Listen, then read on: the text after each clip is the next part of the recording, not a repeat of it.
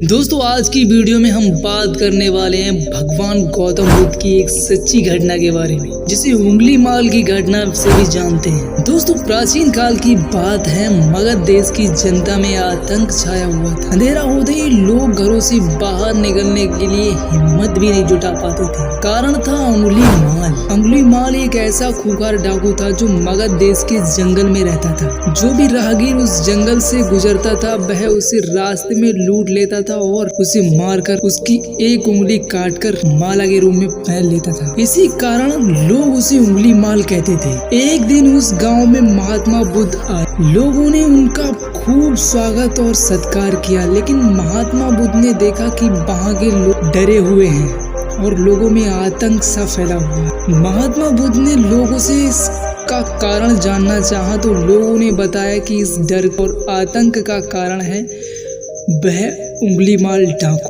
वह निरपराध राहगीरों की हत्या कर देता है। महात्मा बुद्ध ने मन ही मन में निश्चय किया कि अब तो उस डाकू से मिलना बहुत जरूरी है। बुद्ध जंगल में जाने को तैयार हो गए तो गांव वालों ने उन्हें बहुत रोका, क्योंकि वे जानते थे कि उंगली माल के सामने से बच पाना मुश्किल ही नहीं असंभव है। लेकिन बुद्ध अत्यंत शांत भाव से जंगल में चले जा रहे थे। तभी पीछे से एक कर्कश आवाज कानों में पड़ी, ठहर जा, कहाँ जा रहा है।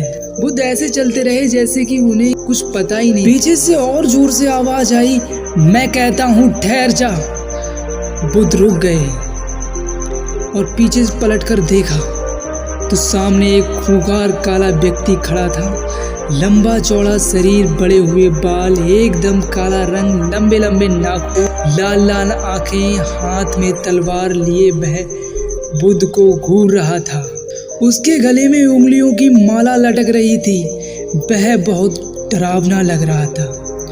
बुद्ध ने शांत व मधुर स्वर में कहा, मैं तो ठहर गया हूँ, भला तू कब ठहरे। उंगली माल ने बुद्ध के चेहरे की ओर देखा।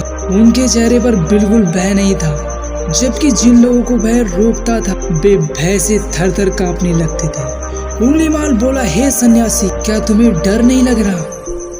देखो मैं कितने लोगों को मारकर उनकी उंगलियों की माला पहन रखी है। देखो मैंने कितने लोगों को मारकर उनकी उंगलियों की माला पहन रखी है। बुद्ध बोले, तुझसे क्या डरना? डरना है तो उससे डरो जो सचमुच ताकतवर है। उंगली माल जोर जोर से हंसा। हे साधु, तुम समझते हो कि मैं ताकतवर नहीं हूँ? मैं तो एक बार में 10-10 लोगों के सिर काट सकता हूँ। बुद्ध बोले, यदि तुम सचमुच ताकतवर हो तो जाओ उस पेड़ के 10 पत्ते तोड़ लाओ। उंगली माल ने तुरंत 10 पत्ते तोड़े और बोला, इसमें क्या है? कहो तो पूरा पेड़ ही उखाड़ लाऊं?